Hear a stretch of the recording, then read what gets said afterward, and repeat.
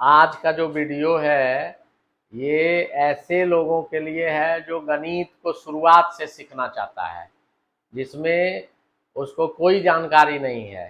ये वीडियो देखने के बाद आप गणित में क्या कैसे पढ़ना है, क्या जानना है या कैसे गणित में आगे बढ़े, ये सब जानकारी प्राप्त के साथ साथ जो सी टेट या जे टेट देंगे उसके लिए है यह वीडियो। इसके अलावे जो रेलवे, एसएससी, बैंकिंग का तैयारी करते हैं उसके लिए भी यह वीडियो है। तो कुल मिला जुला के ऐसे लोगों के लिए है जो गणित का शुरुआत करना चाहते हैं, शुरू से समझना चाहते हैं, उसके लिए यह वीडियो बहुत ही लाभकारी है। अगर आप लोग मेरा चैनल सब्सक्राइब नहीं किए हैं तो चैनल को सब्सक्राइब कर दीजिए, ताकि और इसी तरह का वीडियो आपको मिलते रहिए। चलिए बोर्ड पर चलते हैं। आज हम लोग जो पढ़ेंगे संख्या पद्धति। संख्या पद्धति का जो शुरुआत होता है, जो आप लोग बच्चा जब थे तो उस समय गिनती करते थे, 1 2 3 4 5 6 7 8 9 10 11 12 13 इस तरह करके 100 तक गिनते थे, या बैक काउंटिंग उल्टी गिनती करते थे, 100 99 98 97। तो उसी को हम लोग आजकल अभी इस क्लास में मतलब जानेंगे कि संख्या पद्धति का शुरुआत कहाँ से होता है, कहाँ से शुरू हुआ है। तो संख्या पद्धति का जो पहला नाम है उसका नाम है प्राकृत संख्या। तो प्राकृत संख्या क्या है इसको थोड़ा देखेंगे।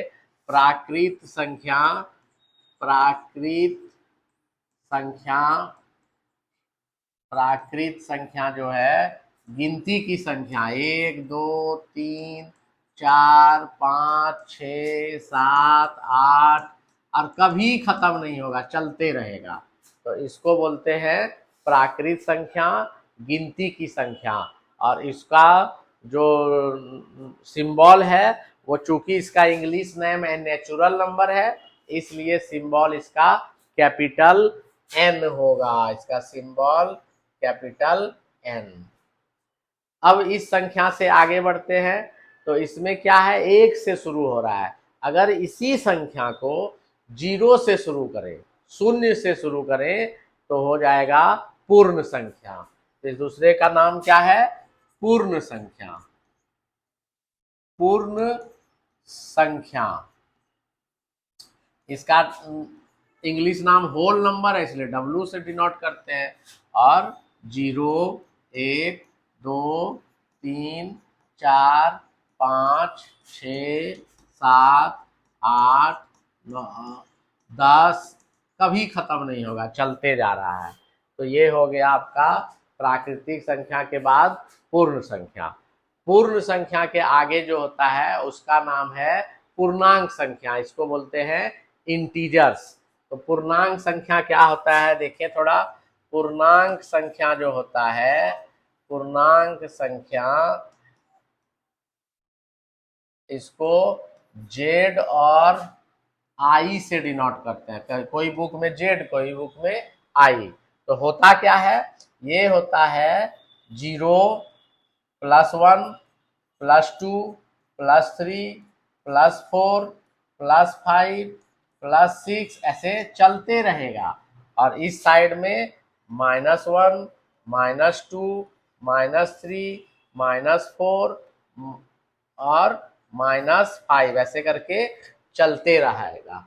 तो क्या हो गया पूर्णांक संख्या। पूर्णांक संख्या वैसी संख्या हो गई जिसमें मतलब धनात्मक संख्या तो था ही और शून्य तो था ही, अब क्या नया ऐड हो गया, ऋणात्मक संख्या। तो अगर हम लोग ऋणात्मक संख्या भी ले लेते हैं, धनात्मक संख्या भी ले लेते हैं और साथ में 0 ले लेते हैं, तो उसको बोला जाता है पूर्णांक संख्या। इसको जेड या आई से इसको दर्शाते हैं या इसका सिंबल होता है। इसमें एक बहुत इंपॉर्टेंट बात है कि हमेशा दाहिनी ओर वाली संख्या बड़ी होती है। ये अगर मान ले संख्या रेखा है तो मेरा दाहिना साइड इधर है, तो देखिए 6 बड़ा है, 5 बड़ा है, 4 बड़ा है।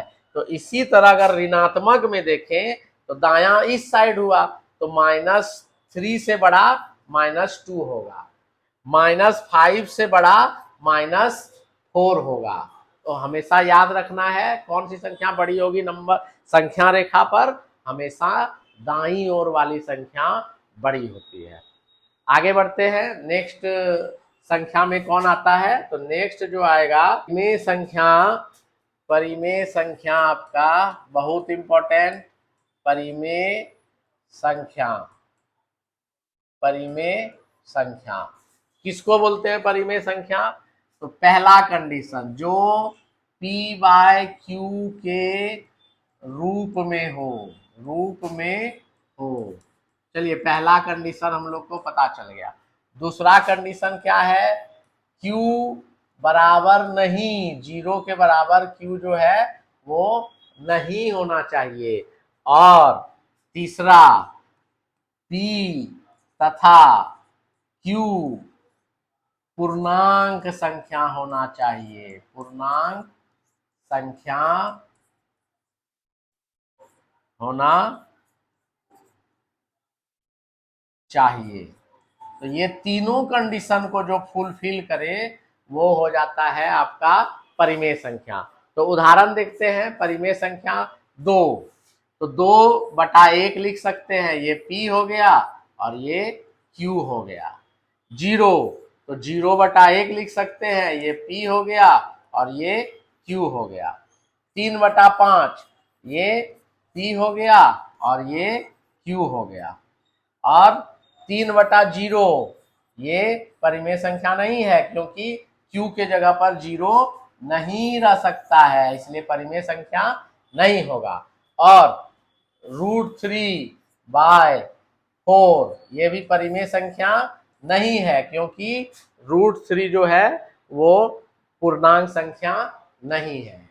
तो इसलिए क्या होता है परिमेय संख्या, 3 शर्त याद रखेंगे। पहला p बाय क्यू के रूप में हो, दूसरा q के जगह पर 0 नहीं हो, और तीसरा क्या है, p और q दोनों पूर्णांक संख्या हो। तो इसको बोलते हैं परिमेय संख्या।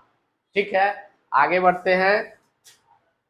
परिमेय संख्या का दशमलव रूप क्या होता है, जैसे 2 दशमलव का हम लोग 1 लेते हैं, 1/2, तो इसमें क्या हो गया, ये हो गया 0.5, और 1/3 ये हो गया 0.33333, कभी खत्म नहीं होगा। तो इसको बोलते हैं शांत दशमलव।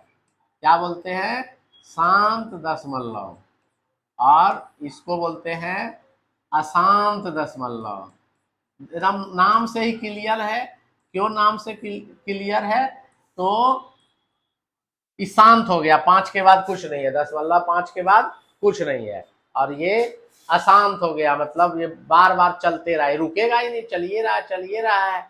तो इस तरह का जो भी दशमलव होगा वो परिमेय संख्या होगा। ठीक है, जो भी दशमलव शांत हो या अशांत हो वो परिमेय संख्या होगा। आगे बढ़ते हैं, नेक्स्ट है अपरिमेय संख्या। अपरिमेय संख्या। अपरिमेय संख्या क्या होता है, अपरिमेय संख्या होता है जिसको p बाय क्यू के रूप में व्यक्त नहीं कर सकते हैं, जो मतलब परिमेय का उल्टा नहीं कर सकते हैं। तो जैसे उदाहरण हम लोग ले लेते हैं, √3, √2, √4 ये नहीं होगा, क्योंकि इसका निकल गया 2। और √5, √7, पाई जो आप लोग गणित में पढ़ते हैं, और स्मॉल ये अगले क्लास में, मतलब सीनियर बच्चों 11वीं 12वीं के लिए है, लेकिन यहाँ पर हम बता दिए। तो ये हो गया अपरिमेय संख्या। अब यहाँ पर होगा ऐसा जो कभी रुके नहीं, 1 2 3 4 5 6 7 8 9 10 रुकवे नहीं कर रहा है, तो ना रुक रहा है और ना रिपीट हो रहा है, मतलब दोहराव नहीं हो रहा है, पुनरावृत्ति नहीं हो रहा है। तो ऐसे दशमलव को हम लोग बोलेंगे अपरिमेय संख्या। और उदाहरण देख लेते हैं, 0 2 4, 6, 8, 10, 12, 14, 16 चल रहा है। 0.1, 3, 5, 7, 9, 11 चल रहा है। 0.1, 4, 9, 16, 25, 36 चल रहा है। तो ये सब क्या है, जो रुकता नहीं है दशमलव और पुनरावृत्ति भी नहीं होता है, उसको बोलते हैं हम लोग अपरिमेय संख्या का दशमलव रूप। और कैसे हो सकता है, जैसे 0, 1, 0, 2 0, 1, 3 0, 1, 4 0, फिर 1। तो ये सारा जो पैटर्न है ये आपका अपरिमेय संख्या का दशमलव रूप है।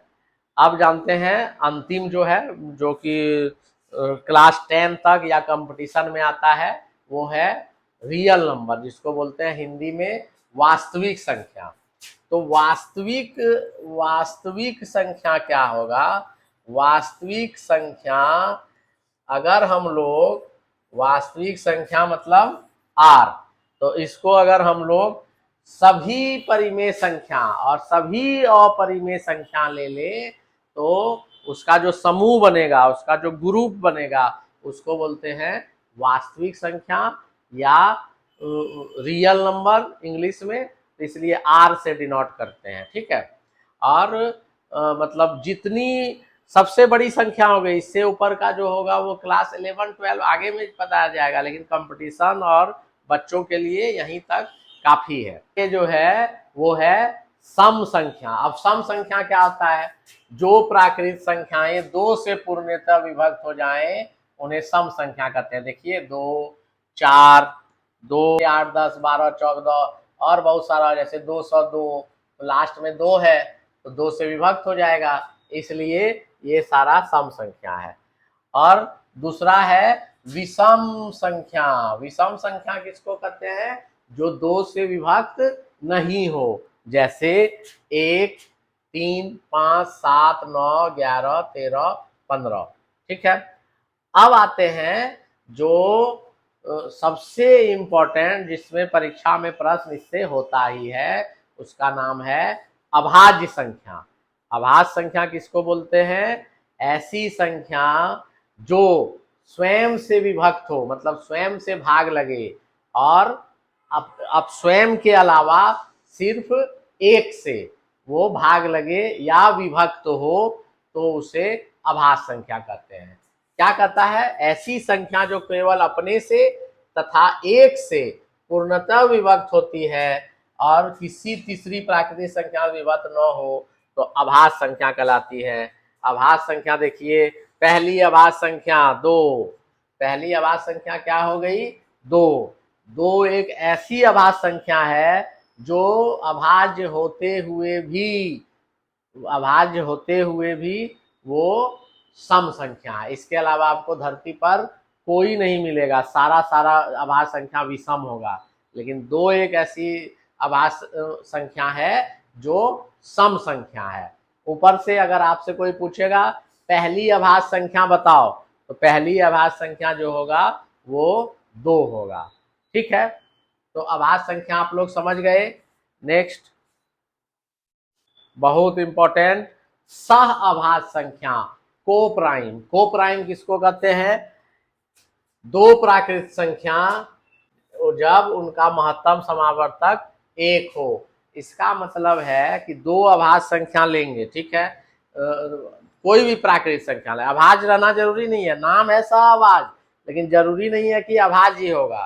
तो इसमें 2 प्राकृत संख्या लेते हैं और दोनों जो सिर्फ 1 से कटेगा, मतलब 1 उसका महत्तम समावर्तक होगा, 1 उसका एचसीएफ होगा, तो वो हो जाएगा आपका कोप्राइम या सह अभाज्य संख्या। अब कौन कौन है थोड़ा देख लेते हैं।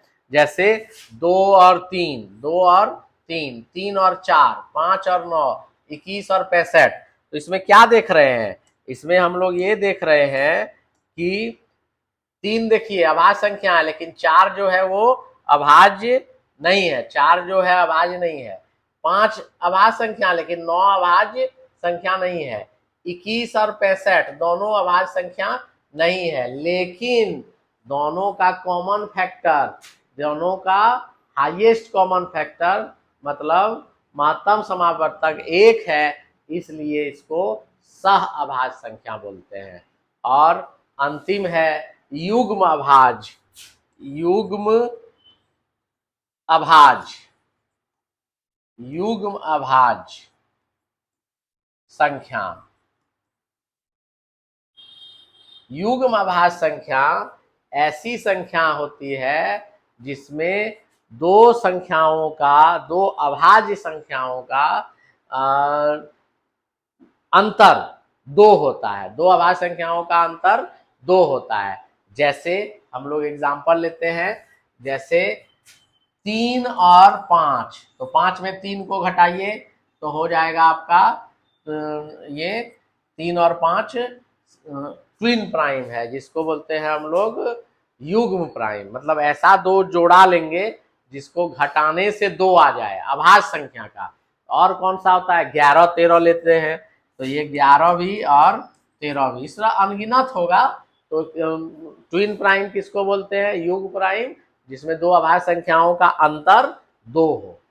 ठीक है, तो आज का क्लास में इतना ही, अगले क्लास में मिलते हैं।